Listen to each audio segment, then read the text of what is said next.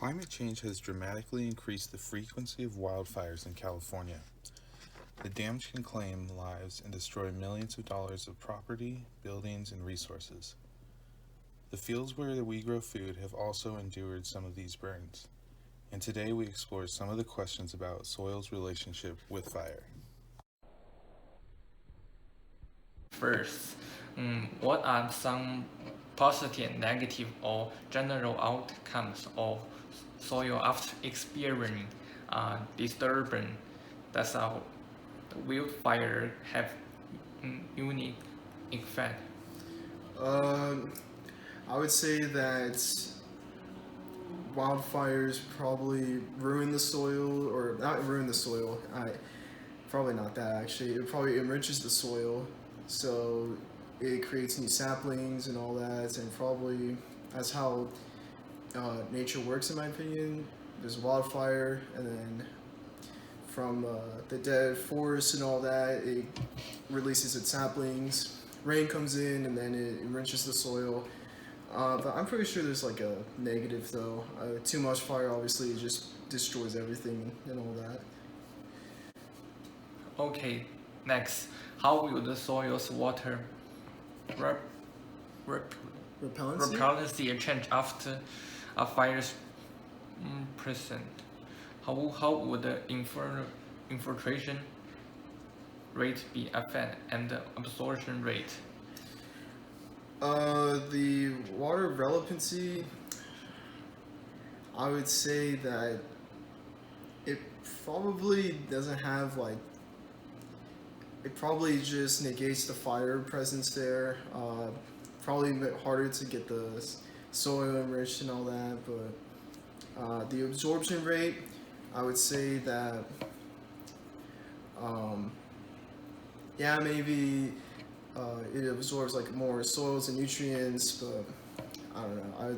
Water and fire clearly don't mix, so.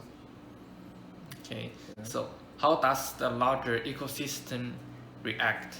What happens to decompose and the fauna that add in natural environmental cycles? Well, decomposers probably restart the cycle of life. They probably decompose whatever was left from the fire that's not fit for the environment anymore. Fauna probably also enriches the environment, so probably get more decomposers and other wildlife feeding on the natural resources in that environment. It aids the environmental cycle a lot, actually. It restarts everything for new life to begin.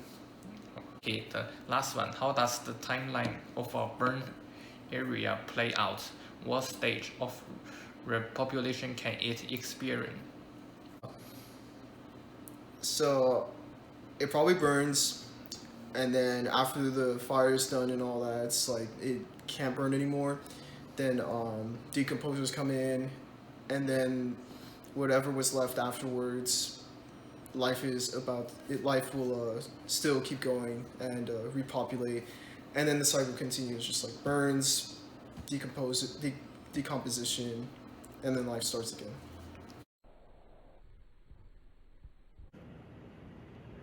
How does the timeline of a burned area play out?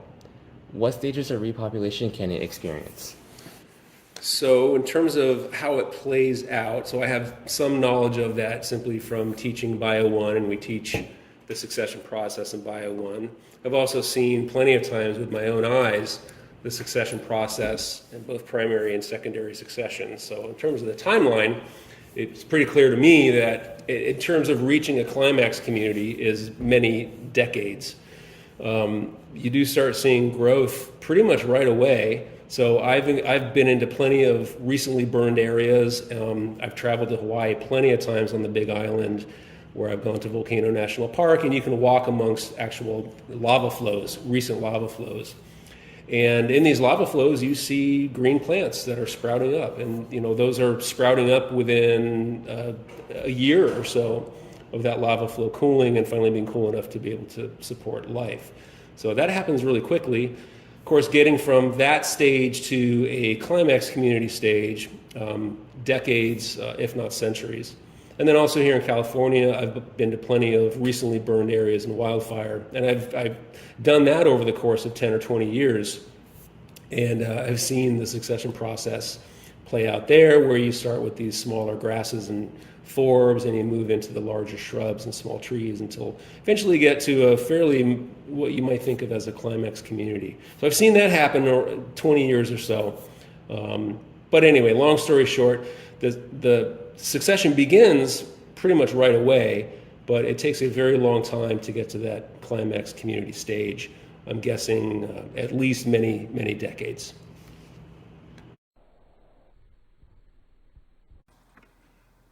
As we just heard, the remnants of wildfire's wrath leaves behind charred organic matter known as duff. This is cycled into the soil by decomposers who prepare that material for use by new plant life. Succession continues through different phases, and soon the soil is no longer burnt. We also learned about water's behavior with burnt soil. Infiltration of water into the soil is greatest after the fire, once organic material has been burnt up, reducing its occupied space and allowing in more water. This declines with time, while repellency works inversely. As those spaces close up again, less water is available to enter the soil. A special thank you goes out to Alexander H. and Professor Russell Kroll.